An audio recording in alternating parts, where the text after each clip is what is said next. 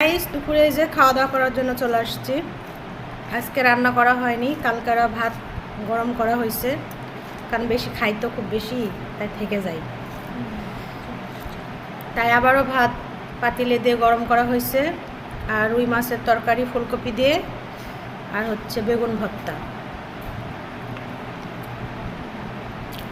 শুনে কার কার খেতে ইচ্ছা করলো চলে আসেন, দুপুরে দাঁত দেখলো ভাত কিন্তু রান্না করে দেবো।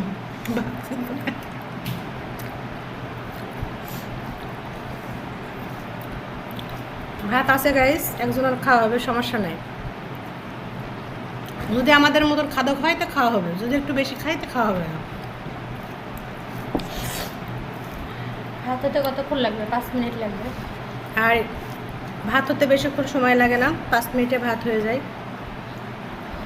আর ক্যামেরার সামনে এসে খেতে ভালোই লাগে, খাওয়ার রুচি না থাকলেও রুচি বেড়ে যায়।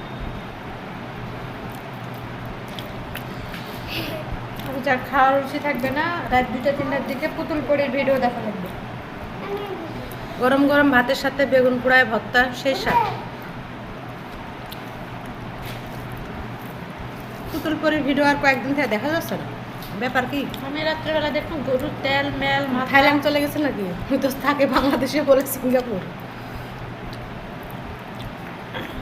সেই করে ভাত খেতে।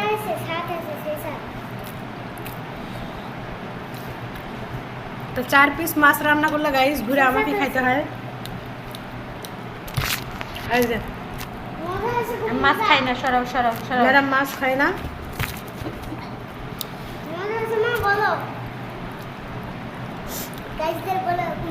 আমি খাচ্ছি। এই যে দেখেন, আপনাদের একটু দেখাই।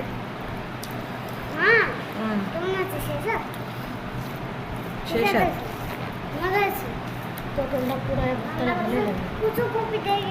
আসলে বেগুন পটল এগুলো পোড়ায় ভর্তা করলে, পাটাতে পিষে অনেক ভর্তা লাগে, হাতে ভর্তা করলেও ভালো লাগে। কাঁচা পেঁয়াজ, শুকনো ভাজা, ঝাল ভাজে।